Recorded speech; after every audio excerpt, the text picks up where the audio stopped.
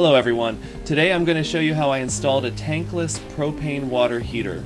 Reason for the video is I've been without a shower in my home for a couple months now, resorting to using the local gym's shower instead due to rust in gas pipes and costing $3,000 to replace.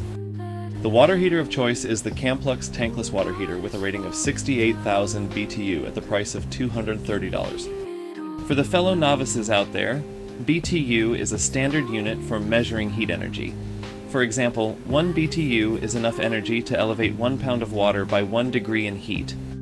Also, if you were curious about where to find propane to use with the hot water heater, you can go to your local CVS, and they will even exchange your used propane tanks at a reduced cost.